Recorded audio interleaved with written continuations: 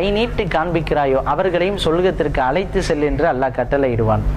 இவர் யாரை கை நீட்டுகிறாரோ அவரை சொர்க்கத்திற்கு அழைத்து செல்லலாம். குறிப்பாக ஹாஃபிலாக இருந்தால் 10 நபர்களை சொர்க்கத்திற்கு அழைத்து செல்லலாம்.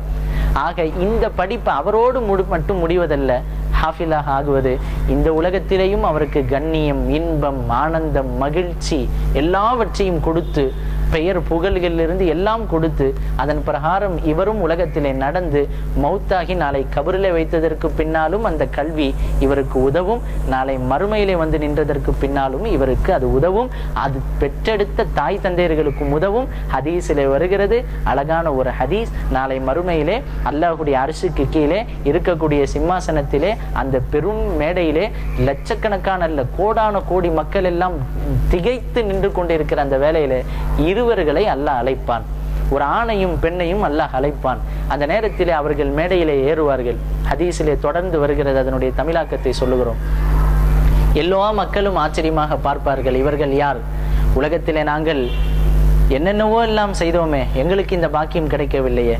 அல்லாஹ் ரப்புல் ஆலமீன் அந்த தாய் தந்தை இருவரை அழைத்து ஒரு சிம்மாசனத்திலே அமர வைத்து அவர்களுடைய தலையிலே ஒரு கிரீடத்தை வைப்பான். ஹதீஸிலே நபி அவர்கள் சொல்லுவார்கள், ஒரு சூரியனை கொண்டு ஒரு அறையிலே பூட்டி வைத்தால் எந்த அளவிற்கு வெளிச்சம் தருமோ அதை விட பன்மடங்கு வெளிச்சம் தரும் அந்த கிரீடம். எல்லா கோடான கோடி மக்களும் பார்ப்பார்கள், யோசிப்பார்கள், இந்த பாக்கியம் எங்களுக்கு கிடைக்கவில்லையே. இவர்கள் எங்கள் ஊரிலே கைவண்டியை தள்ளி கொண்டு நாஸ்டா வியாபாரம் பண்ணி கொண்டு கூலி வேலை செய்து கொண்டு தின கூலிகளாக தெரிதானே தெரிந்தார்கள் இவர்கள். இவருக்கு இவ்வளோ கௌரவமா?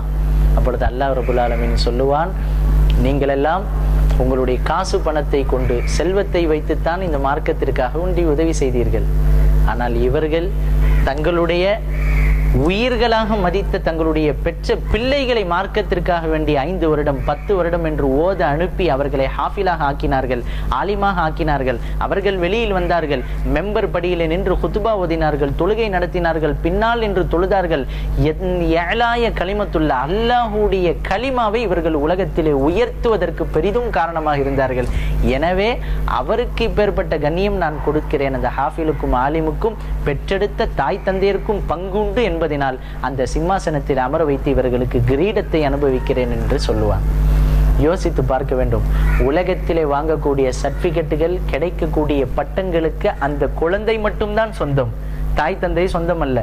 ஆனால் நாளை மறு உலகத்திலே ஹாஃபிலாக இருந்தாலும் ஆலிமாக இருந்தாலும் அவருக்கும் எப்படி அந்த அந்தஸ்து கிடைக்கிறதோ அதே போன்று பெற்றெடுத்த தாய் தந்தையருக்கும் அல்லாஹ் அந்த அந்தஸ்தை கொடுப்பான் என்பதை குர்ஆனும் ஹதீஸும் பல வகைகளிலே நமக்கு சொல்லி காண்பிக்கிறது.